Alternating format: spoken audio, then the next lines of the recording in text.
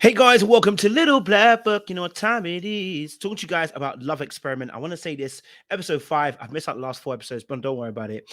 Episode 5, I want to say this. The girls have gone mad. On this episode, the girls have gone mad. Every single one of them. Paige has gone mad. Mars has gone mad. Tamara's gone mad, right? Real quick, Paige has gone mad because she decided to deal with Chris in this crazy way. And I wish you'd just be honest about it, babe. Just be honest. If the virginity is the issue, just be honest about it. You can't do it because you ain't gonna have sex. Rather than using this whole end situation about, you know what, because he said the man's the head of the home and he believes in hierarchy, you believe in it too. Because judging by the people that you've been dating, they ain't no co-equals. So I'm gonna need you to chill, okay, and stop that nonsense. Okay, let's stop lying to ourselves and going on like, we don't believe in that particular issue. I don't think there's anything wrong with how I explained it. And then trying to make it into a black woman issue, like we've worked so hard as black women to get stop it, stop it, stop it, stop it. I'm always here to be fair. I'm always here to be balanced, but that's some bullcrap, and you know it too, Paige. Okay, all right. Especially somebody who deals with fantasies and ideologies where you want perfection in terms of your Prince Charming. That comes with patriarchy, my darling, and it comes with hierarchy. Just want to put it there. I ain't never ever met a prince that's trying to keep the princess as a co-equal. I'm gonna discuss that in a second or two. Then we got Mars situation. Okay, you know what? I kind of back Mars on telling Tamara a little bit later on, and I kind of understand why she did it that way because you probably wanted to marinate on it, sit on it, be wise in the decision making. I'm more pressed about the fact that you know what the Ishun situation, darling. Let's be freaking honest. You're trying something new, but you are not attracted. It ain't gonna work. Okay, you are not attracted. Let's keep it a buck. Let's keep it 100. Right? This old chat about you flirted with me and I wasn't there yet and I felt some way about it. Stop it. Okay, you're not attracted to him. It's all right. Tamara too. How you gonna flip on Mars for telling you the truth, and then flip on Paige for not telling you the truth in time, and then flip on Jamal, which you probably should have because it sounded like he might have said a T-Rex situation. We're not 100% sure whether he did or did not. I personally would have not taken a risk and said, you know what, I'm gonna monitor you. Either you got to go, or I'd have thought to myself, I'm gonna monitor you. You've got a big mark against your name, right? But I was not happy with the girls today. The girls were off point today, and I got to keep it a buck, keep it 100. But we're going to get deeper into this conversation in this review of episode 5. There's a lot to go through. So if you're new to the channel, do me a massive, massive favor. Like it, share, subscribe. Click on that bell button for notification of the uploads. We appreciate you guys. Stay locked, stay loaded. And don't forget as well, we're trying to reach 100K subscribers by the end of the year. We've got another 3 months left. And you guys are doing amazing so far. You guys have spun up the block and make sure the numbers are running up. And we want to continue running those numbers up. So make sure you're new here, you're subscribing. You understand what I'm saying to you, yeah? Don't come here and don't subscribe. You understand? It's for me, it's for you. You get me? All right, listen, for those of you who are returnees, you already know what it is, baby. You got the minerals. You got the minerals. Stay hydrated because streets out there hot. Let's get into this video. I want to play a little bit of a clip, and then we're going to talk a little bit about this situation. To decide what to do about Chris. When it comes down to my family unit, it's a partnership, bro. Black women and understanding the Yeah. Anyway, so let's keep this a buck. Let's keep this real, okay? Let's get into a real conversation. Let's deal with Paige and Chris. I won't go too deep because I want to do a separate video for them specifically because I felt there was a lot to deal with, right? But Paige and Chris, I've been following this. I've watched all episodes. I haven't done reviews for all of them, but I've watched all episodes. And one of the things I've noticed about Paige is she's a fantasist and a fantasist who loves an ideology, right? She loves the fantasy. She wants to Prince Charming. She wants to be swept off her feet. She wants to be carried over the so-called line or whatever, right?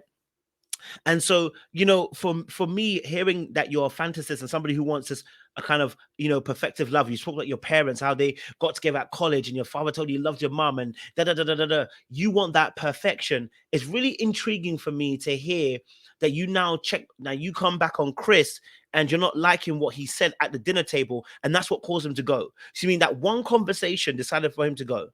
Not only that, you didn't speak to him about it. You got upset. You went to your room. You had a further conversation about it, but he's the one that's got to go.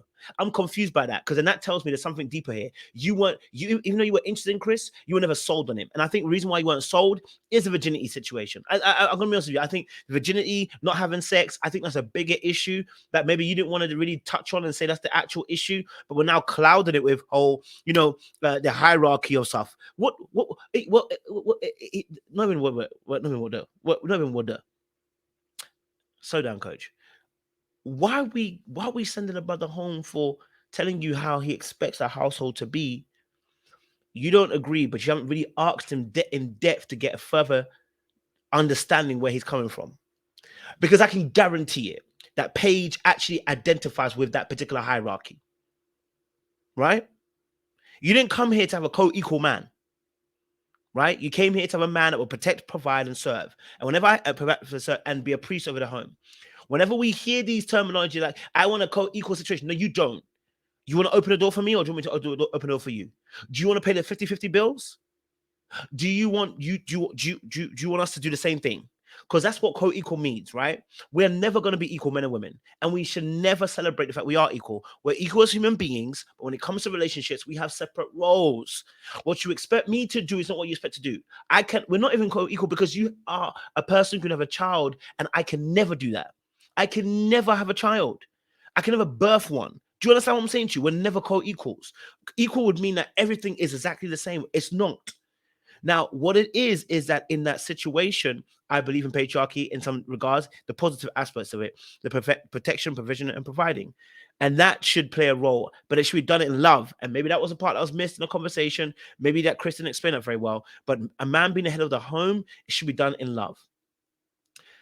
But I'll go deep into another situation because I don't want to go too deep in there because I want to do a separate video for that. Then, obviously, before we got to that point, that was the end, of course. But there was a situation with not a situation, but they went on their separate dates. Tamara and Jamal had a great date. They kissed, they vibed, came back drunk. And then Mars wanted to discuss the situation with Tamara. She couldn't wait. She felt like, you know what, it's going to go too far and she has to say something before it gets to a crazy place. And I totally understood this. I actually understood why Mars said, let me say, I've seen you guys kissing now. Raw, it's gone deep. I thought it wouldn't go this deep, but it's gone deep. So let me bring this information to you. Now, the only issue I couldn't understand was, how did she actually furtherly come by this information? Did she overhear a conversation with Yannick? I just couldn't really hear it very well what she said. I think she deeped by hearing a conversation with Yannick and Jamal. It was Yannick who would have said the situation, not Jamal. So it would have been her overhearing Yannick say about T-Rex, but she don't know what Jamal said, which is probably why Paige probably reacted the way she did, which is like, come to me, let's form a plan, because you don't even know really and truly what Jamal said. You don't know. But the fact that Jamal's even denying it, yeah, now that's a problem, right? Because it would have been, it's not like she overheard Jamal, she overheard Yannick, if I'm correct, right? Maybe I've got it wrong. Comment down below, let me know if I got that wrong. I thought she overheard Yannick, and Yannick saying T-Rex, not Jamal. Therefore, she heard Yannick.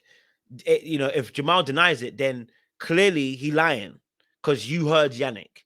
In that case, I get why she went and told Tamara, because then, you have to understand, if someone's calling you names and you're not being... she can't say that he wasn't being defended because she never heard Jamal's voice because they were on the phone. But I can understand why it could be a problem and you bring it to your girl because you don't want a girl to be disrespected long down the line. I totally understand that. It makes absolute sense. I'm not against it. What was tough was obviously the conversation, then the way she came at Mars after, because as much as I feel like maybe Mars could have said it earlier, coming at Mars in the way she did, like, you're my, where's the sisterhood in this? Well, babe, listen, she wanted to tell you, but she felt like this would be a better time. There's nothing. Well, again, I'm not from the sisterhood, I'm from the brotherhood, so maybe I got it wrong.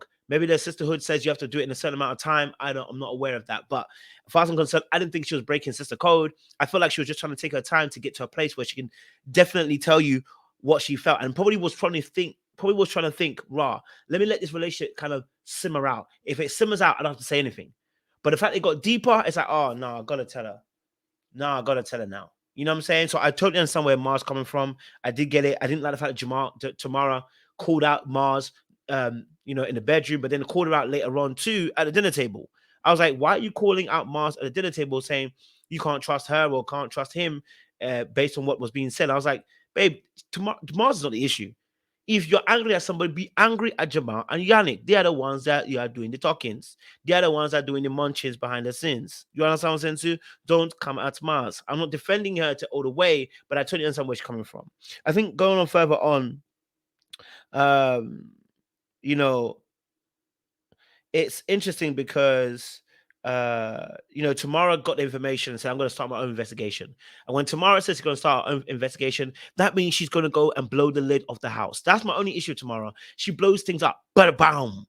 She goes into things, bam. And when she started off so well, the little comments about, people were saying about a certain Jurassic Park, that by Mars that she did, how Mars kind of slid it in there just to kind of play with him a little bit, see what she knew. play with them and see their facial expressions. No, Tamara couldn't wait. She couldn't be patient. No tact, no tile. Went in there, bam, bam, bam, bam. Because people are calling me T-Rexes. Darling, can you wait a little bit? Can you simmer a little bit? Miles was doing a great job. Miles was in there slipping it in a little bit, just saying, hey, look, do you know what? Let me be real with you. Someone here has been doing Jurassic Park. You know, you have to start cornering your prey. Tomorrow, you're in here just going with a sledgehammer, bang, bang, bang, bang. Sis, it's not always a sledgehammer, bang, bang, bang, bang. You don't have to always do that. Sometimes slow it down. See what Miles was doing? What Miles was doing was infiltrating, slowly seeping in the poison to kill the prey. But you wouldn't go bang, bang, bang, bang. When you go bang, bang, bang, bang, bang, they hear you and they can run off and escape. And Jamal did escape because you run in there, bang, bang, bang, bang, bang. Yeah, the way Miles was doing it was cornering him into a corner by saying, hey, look, you know, some people make some Jurassic Park comments. And if she made a few more comments, if she'd been allowed to make a few more comments, like, hey, I wonder if that's a T-Rex. Oh, okay. I wonder if that's a thing. Then he would have been like, wait, what? Did they know? It would have messed him up. His facial expression would have given him away, but no, Tamara wouldn't allow it. No patience. You know, and her situation with Jamal as well. I don't know, man. She just came in there too crazy. And then Mars with Ishan. Let's keep it a buck. Let's keep it real. With Ishan, look, you're not feeling Ishan, sis. You're trying something new, but it ain't working. Okay, and I'm happy for you to try something new, but you ain't attracted to Ishan. Maybe you'll fall in love with him later on. Maybe you'll grow in love. But you know what's gonna happen when you grow in love? You're gonna be cussing him later on, saying, you know what, this ugly ninja later on when it doesn't work out.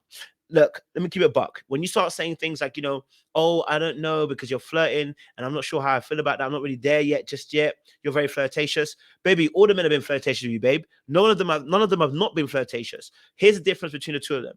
You don't like Ishan in that way. You don't fancy him in that way.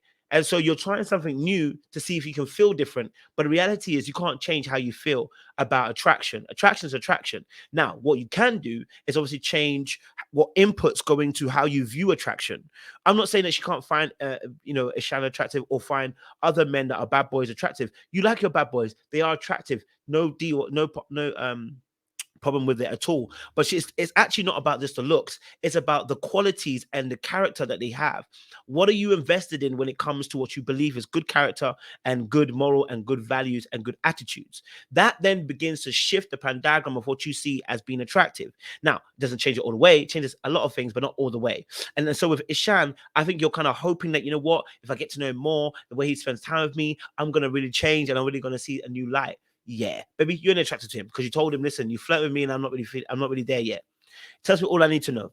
Okay, like, share, subscribe, click on the bell button for notification of uploads. Let me know your thoughts down below. One's a quick one for you. I appreciate y'all. Stay locked. So we'll see you soon.